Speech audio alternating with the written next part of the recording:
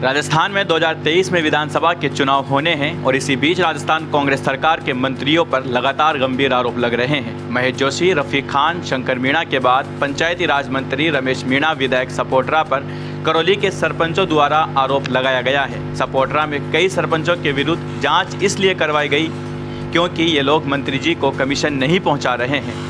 मंत्री जी ने अपने क्षेत्र सपोट्रा के प्रधान को अपने पद का दुरुपयोग कर सस्पेंड कर रखा है। मंत्री जी ने स्वयं मंडल में सार्वजनिक मंदिर परिषद, जो कि देवस्थल है, उसको अपना कार्यालय बना रखा है और व्यक्तिगत तौर पर इसका लाभ उठा रहे हैं, जो असंवैधानिक है। वहीं दूसरी तरफ एक महिला है जो प्रशासन पर आरोप लगा रही है। मोनम माली नाम की बालिका की गैंग रेप करके हत्या कर दी गई।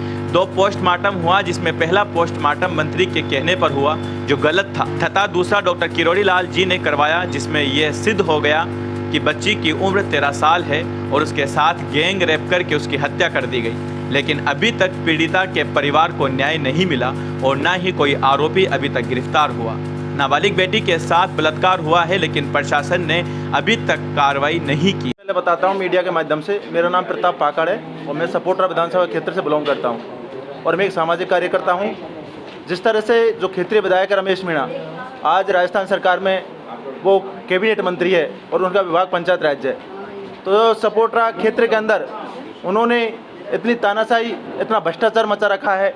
इस मीडिया के माध्यम से मैं आपसे कहना चाहूँगा, क्योंकि कोई भी विभाग देख लीजिए, आप पुलिस विभाग देख लीजिए, आप PWD विभाग देख लीजिए, सब में रमेश मीणा जो क्षेत्रीय विधायक है उसका हफ्ता चलता है।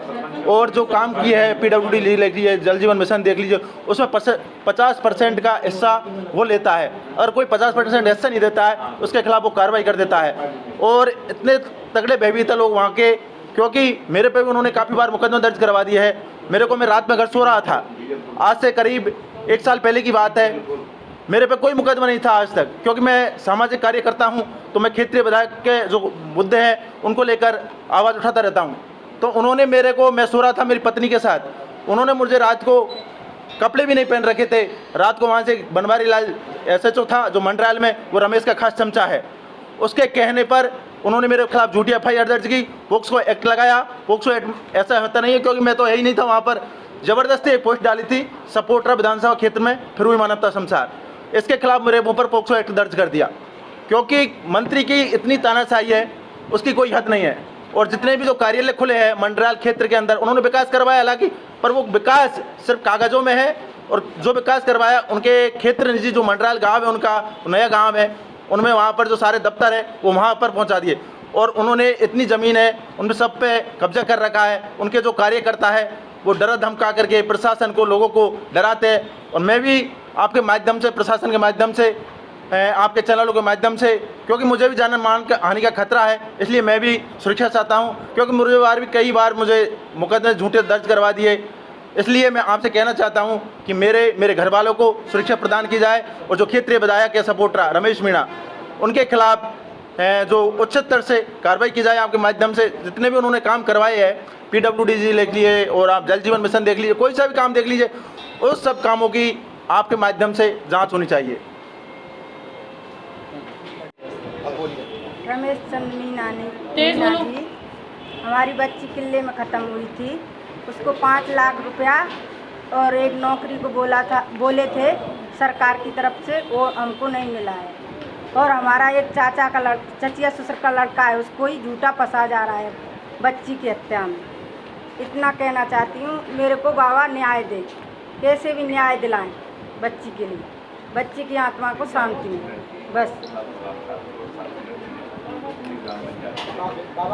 ये अशोक गहलोत, बाबा किरोड़ी लाल।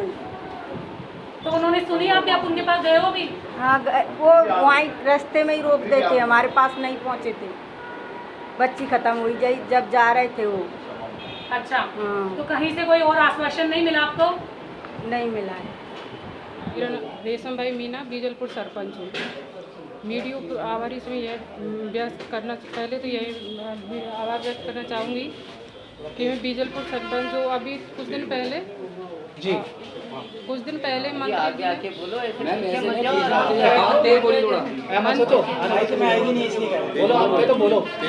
मंत्री जी ने कुछ दिन पहले मेरे को सस्पेंड करवा दिया था। ये भी मुझे पता नहीं था कि किस आधार पर सस्पेंड करवा रहे हैं। मेरे को पता ही नहीं चला। न्यूज मतलब ये पेपर के आधार से मुझे पता लगा कि मेरे को निलंबित करवा दिया मंत्री जी ने। वो जो ये कुछ आरोप लगाया था मेरे को कि टीम जांच आई थी, उसको रिकॉर्ड्स नहीं दिए। ये तो आप सबको पता हुआ कि सरपंच के पास कोई कागज़ रिकॉर्ड्स नहीं होते हैं, सेक्रेटरी बीडीओ के पास होते हैं उन सारे रिकॉर्ड्स वगैरह। तो आरोप लगा के मेरे को सस्पेंड करवा दिया। अब मैं मतलब कोर्ट से स्टे भी लेके आ गई हूँ, उसको भी मान नहीं रहा है, वो जॉइनिंग नहीं दे रहा है मेरे को। बीडीओ के पास जाती हूँ, बोलते हैं मंत्री के पास जाओ, उसके पैर पकड़ो, वो ही आपको उसने सस्पेंड करवाया था, वो ही आपको बहाल करवाएंगे। मतलब इस तरीके से मंत्री जी ने इतना परेशान कर रखा है कि उधर तो कि हमको जीना आराम कर रखा है हमारा। अब क्या चाहते हैं आप लोग? हमको जॉइनिंग चाहिए सर मंत्री से। वो हमको मतलब इससे स्थिति कर रखी है सपोर्टर साइड तो कि मंत्री जी ने जीना आराम कर रखा है। सरकारी कर्मचारियों को मतलब वो रहने नहीं दे रहा उधर। मतलब उसके खिलाफ जो जाता है उसके हाथ पैर टुड़वाते या किसी को पिटवा देते हैं, या फिर ऐसा वो कर रखा है उसने हाल बेहाल।